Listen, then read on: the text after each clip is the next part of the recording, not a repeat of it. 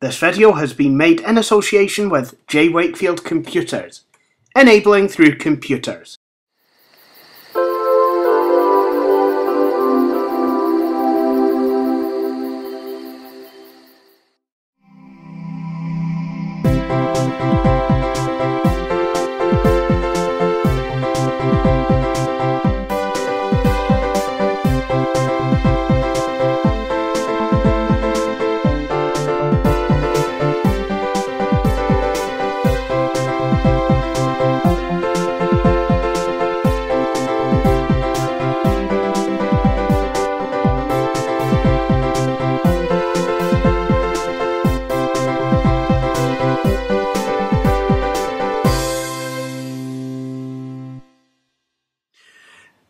When Tim Berners-Lee came up with the World Wide Web in 1991, he made the first ever web client, as it was called back then.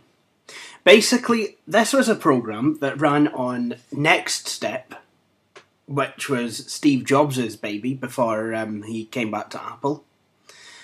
And what this program did was use a so-called hypertext transfer protocol to download hypertext pages, as in pages that had so-called links within the text that could take you to other pages. Does that sound familiar? Well, it should, because that idea stuck, and it's not left us even in 2012, 21 years later. Now, after World Wide Web, the first popular web browser was NTSA's Mosaic. Then we had Netscape's Navigator, which took over in popularity. Microsoft's Internet Explorer came along. That was based on NTSA Mosaic. As with Microsoft Windows, the first few versions of IE were not really that popular, and to be honest, a wee bit clumsy, a wee bit clunky, and a wee bit cumbersome. After version 4, however, after Microsoft started really integrating it with Windows and basically forcing people to use it, which caused quite a lot of antitrust suits, blah blah blah. Well, it didn't necessarily force people to use it, it was just super convenient.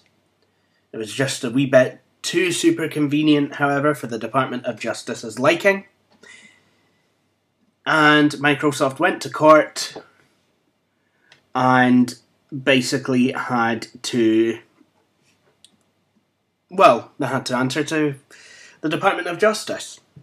Internet Explorer became then the most popular browser, while Netscape grew fatter and more bloaty, until eventually it was made open source. Mozilla took it on, continued it, but then made a lightweight version of the new Mozilla browser called Firefox, which is a very popular browser today, locking horns with the other popular browser, Google Chrome. Of course, there were other web browsers such as Opera, which has always had its share of faithful followers, including the former head of, well, I don't know if he's still actually there, in fact I'm guessing not, but the former head of IT at my old school, he used to use Opera a lot and used to insist that we installed it on our computers, knowing full well that installing stuff was against network policy, but he just let us do it anyway. The guy was a wee dancer. What more do I need to say? Anyway, today I come before you people with a new web browser, something a wee bit different. You'll probably not have heard of this before, because it is literally brand new and is in the alpha stages. Is it going to go on to lock horns with the best and the brightest? I don't know. It's not my place to say. However, it was my place to test it. To make sure that on macOS 10 at least, that's the only one I've done so far, that it is actually compatible with a screen reader. And that's what I've been spending this afternoon doing. But you can't test a program without getting to know it a wee bit. So I thought I would actually show you a wee bit around. Well, I'm glad I've got my mouse pointer here, because I can use that as a pointer. So, Brandsonic has got a couple of design cues, which is quite unique, but is fairly common along the Brandsonic range. Yes, there is a range.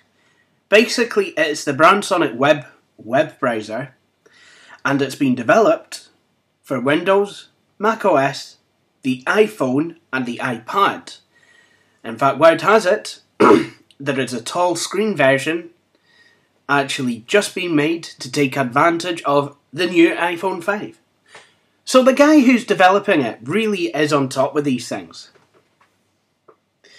Now, when you open Brandsonic for the first time, you go to a web portal where basically you can follow them on Twitter. You've got a big blue Brandsonic B, and you have a wee bar with the latest tweets, quick links, Google, Yahoo, Bing, web email, and Brandsonic links. This kind of puts me in mind of the portals that we used to use of the 1990s and the 2000s, except for it's a lot cleaner. Copyright date on this page could do with being updated. Now, when I spoke to the developer of Brandsonic about the possibility of making this web browser accessible, he took the whole thing very, very seriously. In fact, this is why I personally was asked, my company was personally asked to actually do the testing for it. And it really shows how serious he's took it. Because on the bottom here, the bottom bar is dominated by zoom in and zoom out controls. And one thing that I like about Brandsonic is it's not afraid to let you actually enlarge the text itself. A lot of web browsers just prefer to zoom in. And I don't like that, because it's actually, it means you have to scroll backwards and forwards, and I find that so annoying. I just don't feel that, I should have to put up with such a bad user interface design. But Brandsonic Web seems to take care of this. So let's go and browse some websites. As you can see, he started off the address bar with http:// in it. Now you need that there. As yet, this browser doesn't auto-magically add it. Never mind.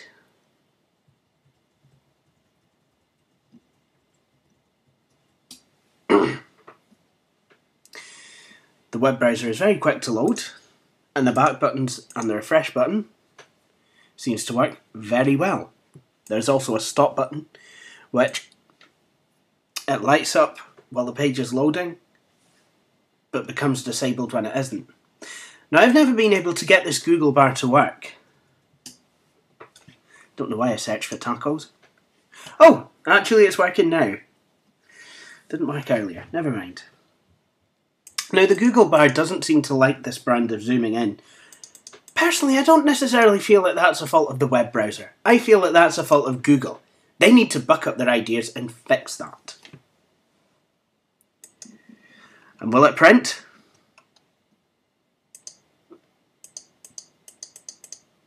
Yes, it will, but I don't want it to.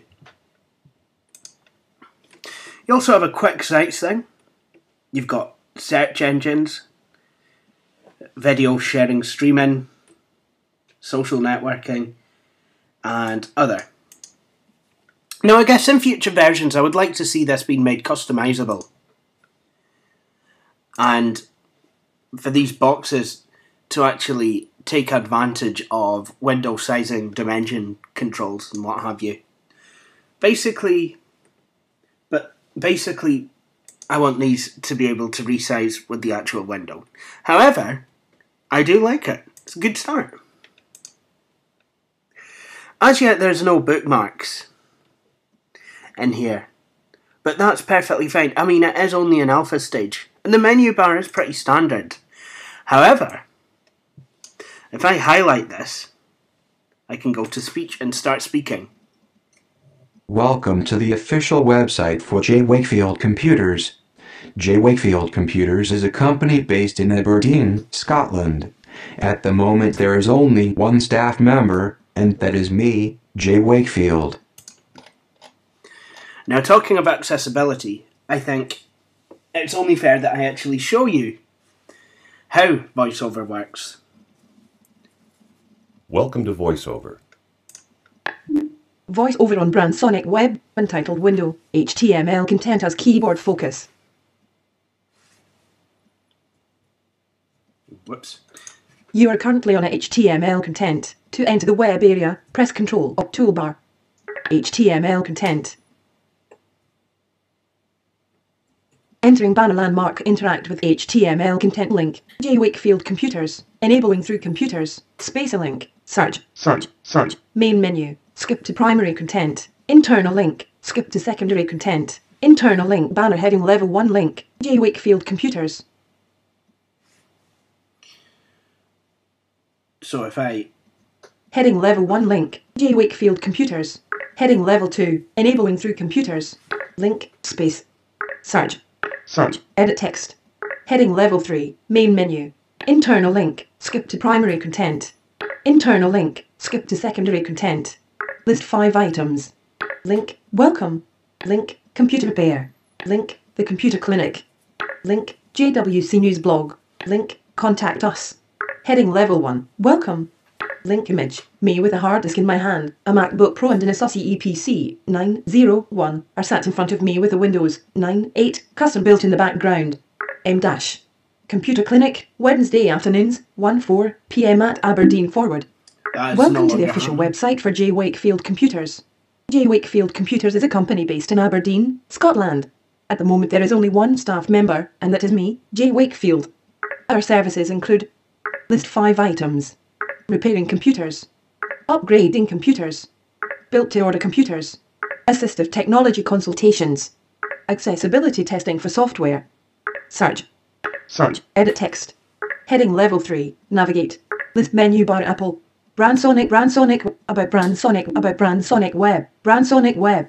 Version 07 Alpha 7. Version 0 text. Engineering. Brandon S. Human interface design. Brandon S. Testing. Connor K. Accessibility testing by J. Wakefield Computers. With special thanks to Connor K. Link. Mac OS X tutorials 1-2 for making Brandsonic Web possible. Link. Delicate for providing the reload, stop, back, zoom in, zoom out and forward buttons. Icons are under the link. CC attribution non-commercial no derivate 30 license. Link. Oxygen team for providing the print icon. Icon is under the link. No lesser general public license. Link. Dan Leach for providing the Google, Twitter, Facebook, YouTube and Yahoo icons for quick sites. Link. Dackerby 309 for providing the bin icon for now in untitled window. Voice over off. So, Brandsonic has actually made it a priority to make sure that this web browser can be accessed by people who are unable to see properly. I must admit, I do have great respect for that, because a lot of people don't actually see the need to actually do these sorts of things. And I think that's really quite sad. Not to mention illegal, because it is actually the law. Certainly in the UK, it is the law that you cannot deny service to people based on their disability, and that you have to make reasonable adjustments to make sure that your services are accessible. And to be honest, that goes with software and web pages. A lot of web pages are not accessible to people with disabilities. Anyway, that has been a wee quick look at Brandsonic Web. But before I go, I'm going to see if it actually works with YouTube.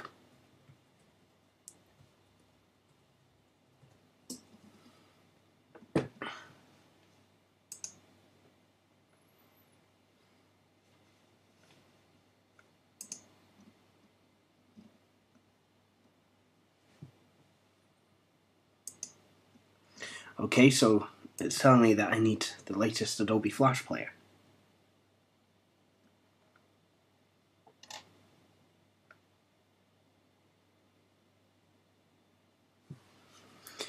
I don't know about downloads.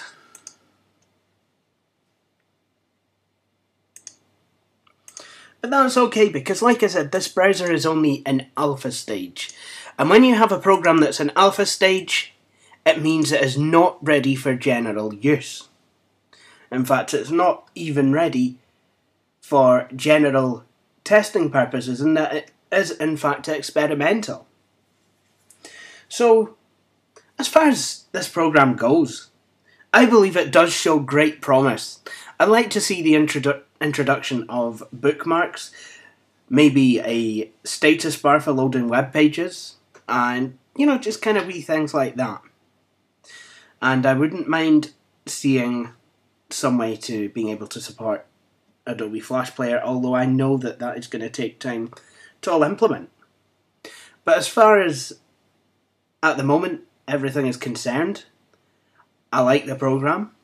I like the way that Brandsonic is taking a serious line on continuing to support Windows XP, as a lot of developers actually turn away from XP in favour of newer operating systems. A lot of people still use XP. A lot of my customer base still use XP. And most of all, I like how this program is completely accessibility friendly. Anyway, this is it for this video. I hope you enjoyed watching. Please subscribe. To do so, please follow the instructions that will be appearing as soon as this video is done. And thank you for watching it. And I hope you will come back for my next videos.